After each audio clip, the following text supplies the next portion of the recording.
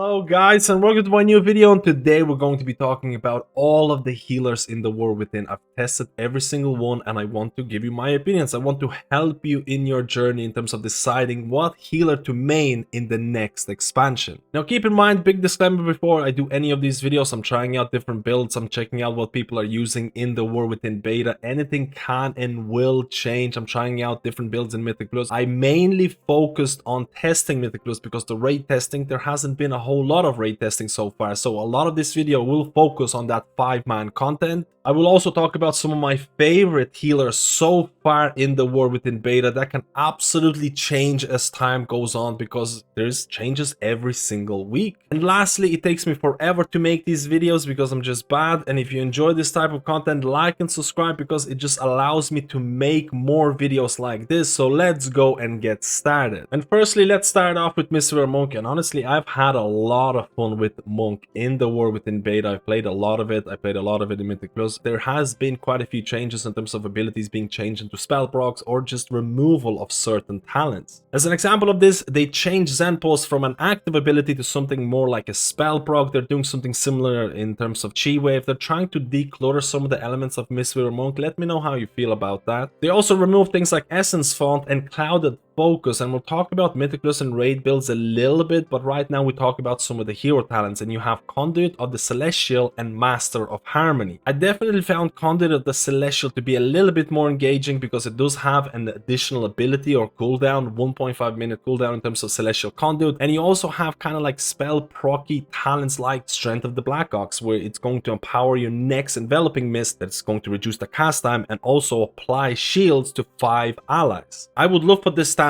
when it procs to make your next Enveloping Mist instant cast instead of reducing it by 50%, because I feel it's more in line with that kind of melee playstyle that Mistweaver has in terms of instant cast and a lot of damage through healing. And I enjoyed a lot of the aspects of Mistweaver Monk. I don't think Conduit of Celestial is the most engaging hero talent out there, but honestly, I don't think you need insanely crazy cool hero talents for Mistweaver Monk to be fun, because it already has a relatively fun gameplay, at least in my opinion. In terms of Master of Harmony, there's a lot to read and try to understand. You're getting Vitality as another resource that you kind of need to play around, but honestly, it just felt somewhat passive. It does play around under Focus D, and there are certain hero talents like, for example, Purified Spirit, where you can decide, hey, I want to provide additional healing, or instead maybe I want to pick up Harmonic Gambit where I want to provide additional damage, and I thought that was, again, an interesting choice to make. Blizzard has also added a modified version of your tier set from Dragonflight in your spec tree in terms of Chi Harmony,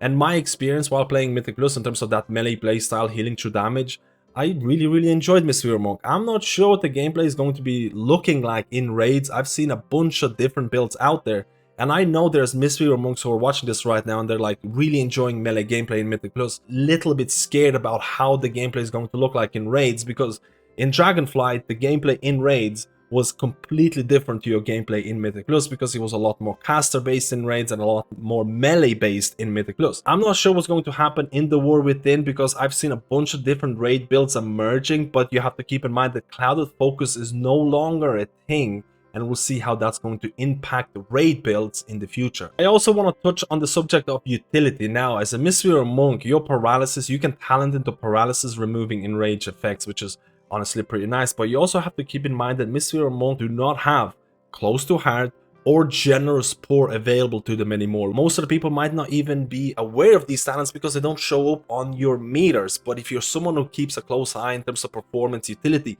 these are pretty big losses for Monk coming into something like raids where you're trying to build as many raid boss as possible. Don't get me wrong, you still have Mystic Touch as a Monk, but it's definitely something to think about in terms of utility and Monk's utility coming into the War Within. Overall, for me, Mistweaver Monk right now is the most complete melee healer, so I'm really enjoying it in Mythic Plus content. Not sure what the gameplay is going to look like in raids. We'll have to, again, keep ear close to the ground in terms of the changes, in terms of different builds emerging. Let's move on to Resto Shaman, and this section of the video is probably going to be relatively short because right now Shaman has received very little changes in the War Within beta to an extent that people are really getting angry.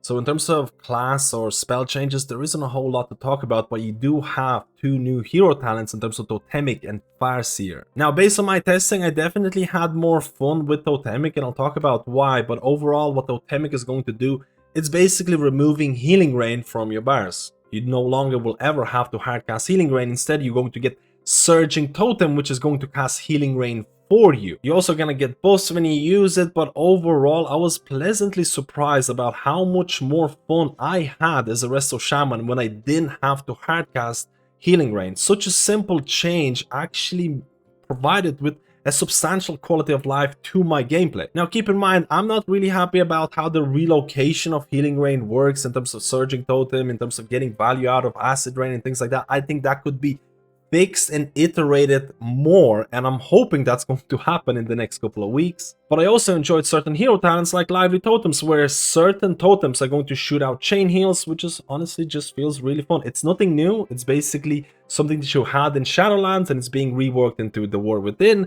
And you also have things with Totemic that empower your Cloudburst Totem and Healing Stream Totem. And honestly, that feels very Totemic, as long as the balance between Healing Stream Totem and Cloudburst Totem is relatively close, because there is a big divide between people who enjoy Cloudburst Totem and people who enjoy Healing Stream Totem. As long as both of them are viable, I'm going to be happy. Now keep in mind, in the War Within beta, Cloudburst Totem was relatively bugged during my testing, so it's hard to see the value that it provides right now, but I'm hoping that's going to fix in the future. And in terms of Farseer, you're getting Call of the Ancestors, which is honestly a copy of Holy Priest Divine Image, which feels a little bit lazy to me. And you also, with this hero tree, you're playing around Unleash Life. And to me, Unleash Life, specifically in that Mythic Plus content, can sometimes feel a little bit clunky to play around, but honestly, that is only my personal opinion, and it might change once I get to play around with this talent a bit more in those 5 mats. Farseer has potential, but honestly I enjoy Totemic a little bit more because I was surprised about the fact of not having to hardcast Healing Rain every 10 seconds. Felt like I could squeeze in other abilities in there. I also felt that some of the hero talent points that you get from Totemic felt a little bit more engaging and fun, but I'm expecting or hoping for some substantial changes to happen in the next couple of weeks. And if it doesn't happen, I would be so disappointed. And now let's go to my boy Resto Druid, who received some changes in terms of new talents being introduced, some of the talents being removed. In terms of hero talents, you get Wild Stalker and Keeper of the Grove, which are somewhat passive in terms of the gameplay that they provide, and that can be a good thing or a bad thing depending on who you ask. In terms of Wild Stalker, it's relatively simple. Some of your dots and hots are going to apply dots or hots.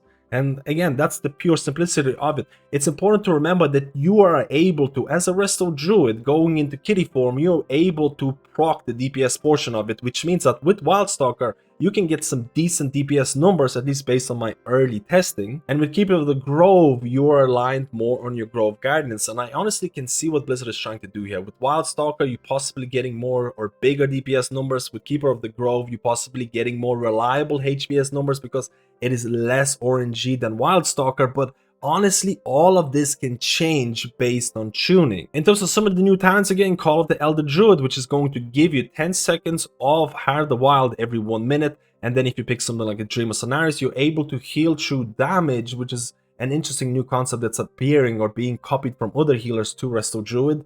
I've gotten some really mixed responses from this, so let me know how you feel about the fact that Resto Druid can heal through damage, even if it is for a short portions. In order to facilitate this gameplay a little bit easier, Fluid Form has been added as a talent point, which is going to allow you to shapeshift a little bit easier. You'll also notice that Moonkin Form is no longer available for Resto Druids, which means you can't really do that Moonkin Form into Convoke for extra damage, which was relatively popular if you're doing Mythic Plus content in Dragonflight.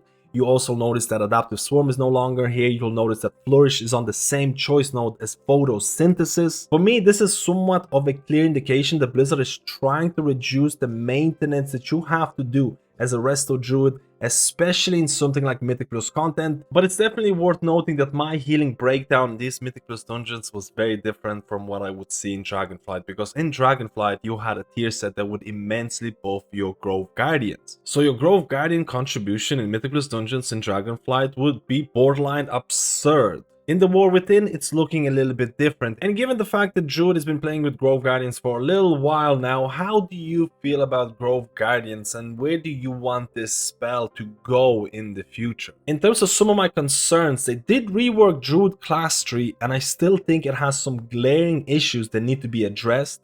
And I'm a little bit scared about the fact that in Dragonflight, at least in my personal opinion, Resto Druid was a healer that was really fun in Mythic Plus content.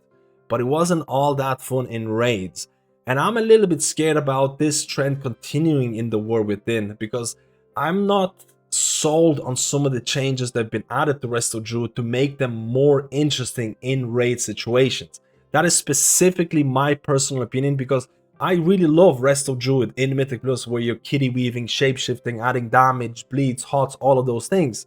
But in raids, my experience was very, very different. Now, in the War Within, I've not tested Resto Druid in raids fully, and I'm not sure what the best raiding build is going to be, but I'm a little bit concerned about, is it going to be all that much more interesting and better? But that is yet to be seen. Let's go and talk about Holy Paladin, and there's a lot to cover, because Blizzard is definitely trying to fix Holy Paladin, at least in my eyes. I don't think it's enough yet, but I'll talk about some of the changes, I'll talk about some of the gameplay implications, and of course the hero talent points. So first of all, in Dragonflight, especially in Season 3 and Season 4, Holy Paladin for me in terms of gameplay wise was really down in the dumps. That is my personal opinion. I think the gameplay for Holy Paladin was lacking. Holy Power didn't mean a whole lot.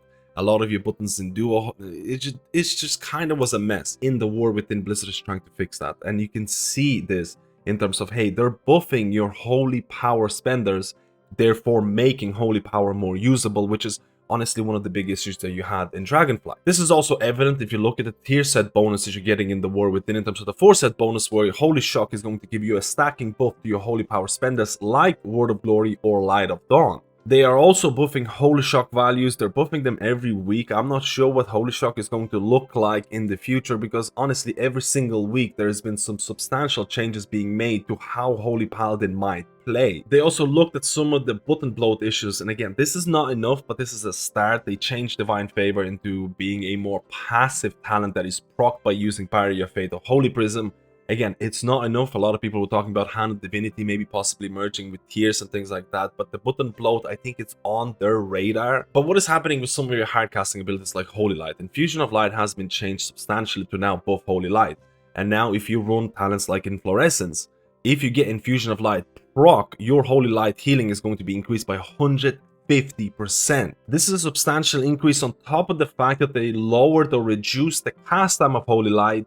But to compensate for all of these buffs, they increase the mana cost substantially, meaning that maybe they don't want you to cast Holy Light all the time during Infusion of Light procs, but it is an ability that you can use for mana dumps or for really extreme healing, again, depending on the situation. And in terms of some of the hero talent points that I found really fun, Herald of the Sun was something that I definitely resonated with more, because it's basically a Resto Druid version of Holy Paladin, because there is a lot of hot portion or hot healing that you do with this hero talent tree. For example, your Word of Glory is going to be replaced by Eternal Flame, which has initial heal and a hot portion to it. You also can apply Dawn Lights, offensively, defensively, they can be dots or hots. And on top of that, with Sun's Avatar, your wings are going to have additional value because they're going to apply additional Dawn Light. And I was trying out certain talents like Lingering Radiance, where Dawn Light, when it expires or is extended, it's also going to leave Eternal Flame when it's on an ally. So I had situations when I'm running Mythic Plus dungeons where I'm popping wings, it's shooting out Dawn Lights, it's healing people because Dawn Light has a hot portion to it, and then after it expires or is extended, it also leaves Eternal Flame, which is also another hot. So it's basically chaining hots after hots, depending on how you use your cooldowns. And in terms of other hero talent as Holy Paladin, you have Lightsmith, which is very, very different in terms of what it provides versus something like Herald of the Sun. Lightsmith is almost like you're a buff class to some extent. You have things like Holy Armaments, where you can provide two different type of buffs to your players or party members. You have Holy Bulwark, which is a shield that is extremely powerful or grows in power, or Sacred Weapon, which is a buff to damage or healing, which honestly has seen multiple iterations, so I'm not sure what Sacred Weapon will look like next week or in the future. This is getting hard carried by Holy Bulwark. Holy Bulwark will provide or account for so much of your overall healing. It was just insane because it is a really powerful absorb. I'm not a huge fan of these rotating buffs, and there's going to be certain other classes that also have something very similar implemented in their hero toolkit. But I didn't really hate Lightsmith. I actually thought it provided you with a different kind of gameplay. It's going to probably certain people are going to resonate with that buff type of playstyle that Lightsmith provides, but in my opinion, with Herald of the Sun, it just felt like you're more of a healer and actually healing people. But that is, again, personal opinion. And on top of that, with Lightsmith, there are certain synergies. For example, with Blessed Assurances, casting a Holy Power spell increases the damage and healing of your next Crusader strike, and I did try this out with something like Avenging Crusader. I'm not saying Avenging Crusader is going to be meta, who knows? There's still a lot of time in terms of tuning, but there is certain synergies here. Unfortunately, as a Holy Paladin or Paladin in general, you don't have Crusader's Reprieve anymore in terms of increased melee range, increased Crusader strike range, increased rebuke range. So it felt a little bit awkward playing with Avenging Crusader, and I hope Blizzard is going to change that in the future. So should you main Holy Paladin in the War Within? Well, I first have to ask you if you're a betting person. Because Blizzard is aware of some of the issues the Holy Paladin has, and they're trying to fix it in their own way. Are the changes enough? Absolutely not, but there is still plenty of time. Is Blizzard going to be capable of delivering a balanced and much more fun Holy Paladin version before the War Within launches? Well, that's where you're placing your bets. Let's go to Preservation Evoker, and honestly, I had a blast when testing Preservation Evoker because I genuinely believe Preservation has won the lottery in terms of the 2 hero talent trees that you got, because most healers either have one decent one, one crap one, or maybe even 2 passive trees that don't really change your gameplay all that much. And in my opinion, Preservation Evoker with Chrono Warden and Flame Shaper has gotten something different to play around, which honestly is really cool to see. And you'll see during this section of the video that a lot of your favorite or some of the more popular Dragonfly tier sets have been incorporated either in the hero talent tree or in the spec tree for Preservation Evoker. For example, the Instant Living Flames Live Spark is implemented in your spec tree, which is honestly something that a lot of people wanted. Let's talk about Chrono Warden. Chrono Warden does a bunch of different things in terms of enhancing your powered abilities, in terms of providing buffs to others, in terms of incorporating some of the favorite Dragonfly tier sets. For example, Spirit Bloom now leaves a hot, which is nothing new because you had a tier set in Season 2 of Dragonfly that did something similar. I've seen people running Chrono Warden in raid setup and playing around that Spirit Bloom hot and seeing some decent numbers. I'm not sure what the best build is going to be for Preservation Evoker when it comes to raiding content. Historically speaking, in Mythic Plus, a lot of the Preservation Evokers would run that Echo build, and in raid setups, you might be debating between Emerald Blossoms or something else. So it's still relatively unclear, and I think with both of these hero talents, there's a lot of ways to kind of experiment and min-max. With Chrono Warden, besides enhancing your Living Flames, besides enhancing your empowered abilities, you also have buff other allies element to it, because Tip the Scales now is going to be a more significant buff, because Tip the Scales overloads you with temporal energy. You get this buff after casting Tip the Scales and then casting an empowered spells during temporal burst, which is again the buff that you get after casting Tip the Scales. A nearby ally gains Shred of Fates for 10 seconds, which is basically buffing other allies. And you can play around this, mess around this, try to optimize it. I'm not sure how this buff is going to be tuned in the future right now, because I've been checking some of the logs, but we'll have to see how significant this is going to be. So Chrono Warden enhances your toolkit, takes some of the favorite, again, Dragonfly tier sets, incorporates it here, and you can also buff allies. Honestly, quite interesting little hero tree. And with Flame Shaper, you get something a lot different. You get a new ability called Engulf, which can be used offensively or defensively, and its power is going to be enhanced the more hots or dots you have on a target. So for example, if you have a bunch of hots on a tank and the tank is about to die, Engulf can be used for a strong single target heal, or you can use it on enemy if they have a multiple dots on them to kind of provide single target damage. But it's not only damage, it's not only single target damage, because with Consume Flame, so if you read this, Engulf consumes 4 seconds of Dream Breath from the target, detonating it and healing all nearby targets equal to 300% of the amount consumed. Keep in mind, this can be used on a target that has Dream Breath, and then you're kind of detonating and you're seeing healing numbers explode. You can use that right now on the testing. You can use that on Fire Breath targets in terms of offensively and detonating it to do a bunch of damage. Keep in mind, I'm not sure if this is a bug or if this is intended. The tooltip doesn't say anything about using Engulf on Fire Breath targets to detonate for big AoE numbers. I'm not sure if this is going to be like that in the future. I really hope it will, because for example, Resto Druid is playing with Wildstalker. They're able to kind of activate the feral portion of the hero tree. Honestly, the reason why I really enjoyed Flame Shaper is because Engulf feels really fun when you're trying to detonate it. It feels like a really fun button, whether you're using it defensively or offensively. You also have these little talents like Life Cinders, where Renewing Base also applies to your target, and now you have multiple different defensives if you do choose this talent in order to use on your tank or some priority targets that are taking a lot of damage. If your tank's about to die, you don't have time dilation, hey, you can use Renewing Blaze on them. And honestly, it felt quite strong in terms of the healing that you can provide in these dire moments. So honestly, with Preservation Evoker, it was a joy to play. With Flame Shaper, you have Engulf, which is a button that actually is really fun to press in terms of how you're going to manage the hots, the dots, whether you're going to use it offensively or defensively. The detonations, the numbers on the screen, honestly feels really nice. And Chrono Warden provides so many different kind of improvements to the spec because they've been tested. People have enjoyed the Dragonfly tier sets and they're bringing them back. And on top of that, you can buff allies, and we'll have to see how that's going to scale. Honestly, Preservation Evoker, I think, in my opinion, is in a really good spot outside of the fact that you still have range limitations. And I'm really hoping that Blizzard is going to do something about the range limitations. I made previous videos about this.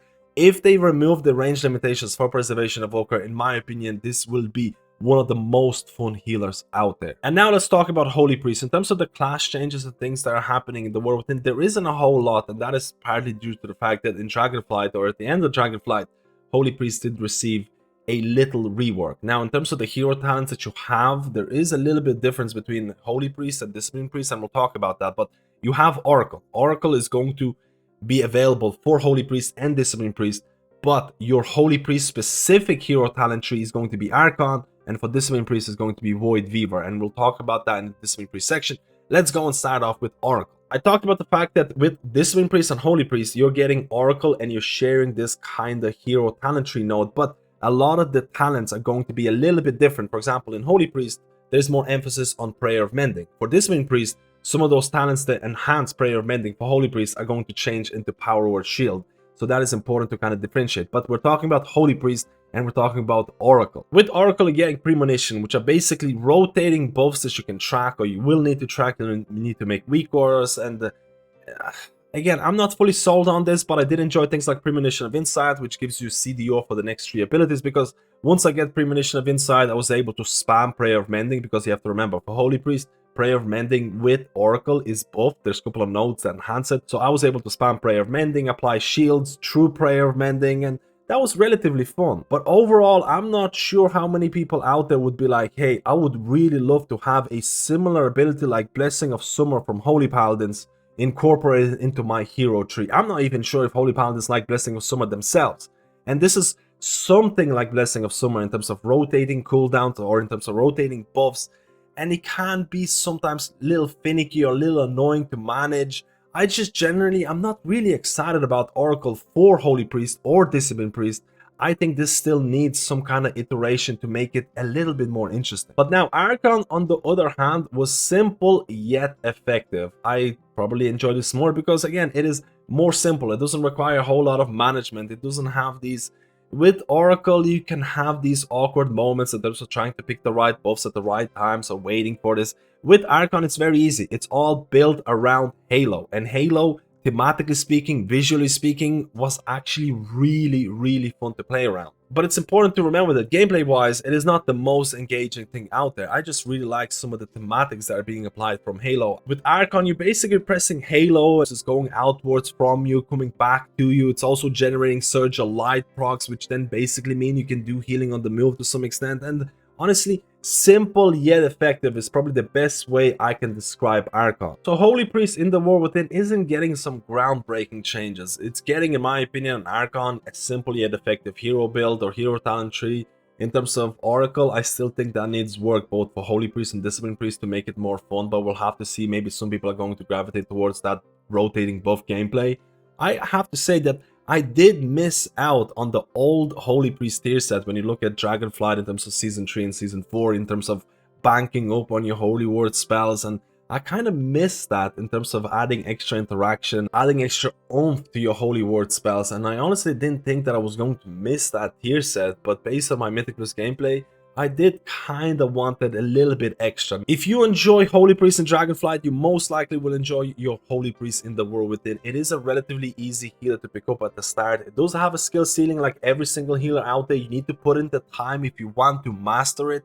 But a lot of people ask me what healer to start the healing journey with, and Holy Priest is one of my first answers, and I don't think that's going to change in the War Within. And now let's talk about Discipline Priest in the War Within. We talked about the hero talent trees a little bit because you are sharing. As Discipline Priest, you have Oracle, and Holy Priest also has Oracle. But for Discipline Priest, Oracle has different kind of talent nodes in terms of empowering your power over shields instead of Prayer of Mending. I tested out Oracle, and this is mainly specifically in Mythicus content, rotating buffs as Discipline Priest, and I just always come to the same conclusion where rotating buffs can be relatively awkward to tie into the gameplay in a smooth manner. But keep in mind, in raiding content specifically, there has been players who were trying to combine some of the more prominent premonition buffs with evangelism windows, and this is specifically in raid. I'm not sure how valid this gameplay is going to be because right now tuning is a little bit iffy. Oracle might seem like one of those hero talent trees right now that might be usable in only one form of content and never used outside of it. I'm not sure if Blizzard is going to iterate upon it. I really wish they will. I'm really not a huge fan of rotating buffs. I've said this multiple times,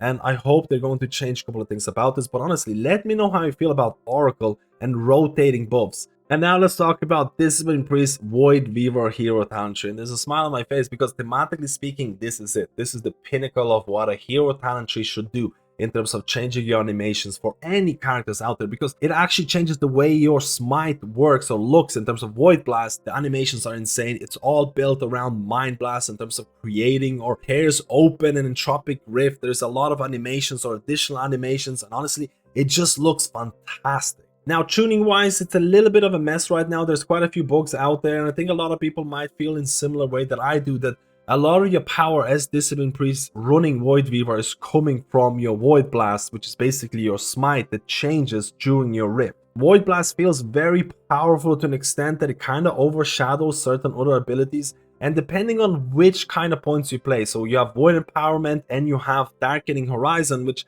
changes a little bit in terms of how you approach these, how to say, Mind Blast Rift windows. We'll have to see how Blizzard is going to change in the future, because right now, as a Discipline Priest who's playing Void Weaver, you basically have a window within a window. As a Discipline Priest, you're playing with your pet, Shadow Fiend or Mindbender, and then you might be pressing your Mind Blast, which is opening your Rift, and then window within a window. And how do you optimize your Radiance? How do you optimize your healing? How do you optimize rotation? Honestly, this is kind of up in the air right now because, again, I talked about the fact that there is a lot of power tied into Void Blast. I think this is clearly a work in progress in terms of trying to determine what is going to be the best rotation, or what should be the best rotation that gives you the most fun, which is honestly the real question to ask when designing classes like Discipline Priest. But overall, I'm always someone who gravitates towards healers that heal through damage. We'll just have to see what the optimal rotation is going to be and whether that optimal rotation is going to be fun. I also feel that Priest in general suffers from having Oracle, or the current iteration of Oracle, and I hope Oracle is going to be improved upon in the future to make it more engaging in all forms of content. But that's a big if right now, and I really want to know your opinion about this. And just to finish off this video, we'll talk about some of my favorite healers right now. I will only talk about my top 2 favorite healers because I feel these 2 specs right now feel somewhat complete. I wouldn't change a whole lot out of them. But before I'm going to talk about my 2 favorite healers in the War Within beta based on my testing so far, I want to talk about some of the healing specs that have big question marks on them, in terms of I'm expecting some big changes to happen in the next couple of weeks. And Resto Shaman is definitely in this list. I'm expecting some changes to happen in terms of reworking or changing your talent trees. I did have a surprising amount of fun with Totemic, but I still feel that Surging Totem needs to be iterated upon in terms of how it chooses where to place healing rain. I also feel that Farseer could be made a little bit more exciting, but for me, Shaman is something to look out for because I'm expecting changes. And lastly, Holy Paladin is definitely going to be in this list in terms of the healers that I'm not sure what's going to happen. First of all, I think Blizzard is aware of some of the issues that Holy Paladin has, and they're trying to fix it in their own way. The changes that we've seen so far are definitely not enough, but if you have a positive outlook, there's still time left, and if Blizzard chooses the right direction or makes some drastic changes towards Holy Paladin, it could very much be a very fun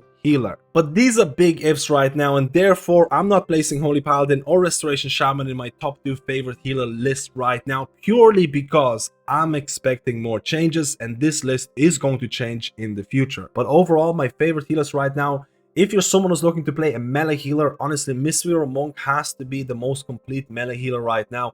It got quite a few changes in terms of talents and spells being removed, turned into spell procs, but honestly, It doesn't even have to have the most engaging hero talents because the gameplay is already so fun. I am someone who plays Mistweaver Monk in melee or enjoys Mistweaver Monk when it is melee. I enjoy that fist weaving or melee gameplay that is evident in Mythic Plus content. But there is a disclaimer to this. I'm not sure what the best builds are going to be like in the War Within for Mistweaver Monk. Right now in Mythic Plus, I'm really enjoying that melee build. I think it's very strong. If you look at Mistweaver Monk in raids, I'm not sure what the best build is going to be. If you're looking at historical data in Dragonflight, Mistweaver was a melee healer in Mythic Plus and somewhat of a caster healer in raid. So we'll have to see how that's going to change in the War Within with the removal of things like Clouded Focus and things like that. But overall, my personal experiences in Mythic Plus content with Mistweaver Monk, with that melee healing, with Rising Mist, with Ancient Teachings, with Jade Firestorm, with that melee build where you heal through damage, was actually really fun, and I still want that to continue. I still want it to be the main way to play because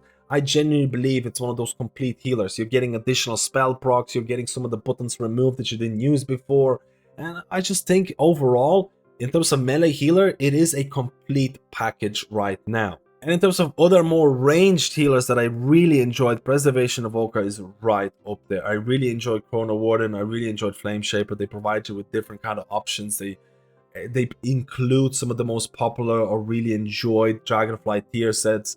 I just think Preservation Evoker has really good option in terms of hero talent trees. It is very rare, in my opinion, to have two decent hero talent trees, at least based on my healer testing. You either had one good one and one like or you might have two really passive ones, like for example Restoration Druid.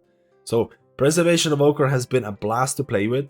I think the numbers were actually very decent. The only downside of this that's preventing me from actually saying right now I'm gonna main Preservation Evoker is the range limitations. If they actually remove the range limitations, Preservation Evoker is going to be top of my list as the healers that I would main in the next expansion, and this is coming relatively early for me. Because this spec can provide you with multiple different gameplays, we'll have to see what the most popular gameplay is going to be like in raid environment. I've seen multiple builds being used in raids. In Mythic Plus, a lot of people were running that Echo build, which is honestly one of my favorite. And I hope that's going to be the way to go in Mythic Plus, but we'll have to see. But overall, to summarize my favorite healers right now, in terms of melee healers, Mistweaver Monk feels like a complete package. And in terms of ranged healers, Preservation Evoker, if they remove range limitations, arguably one of the most fun healers in my personal opinion. But let me know how you feel about this. This is absolutely personal opinion. You are more than welcome to agree or disagree. I know this video was absolutely insanely long and it took me forever to put it together. So if you like this content, like and subscribe, and let me know who are your favorite healers right now in the War Within and which healer are you looking to main.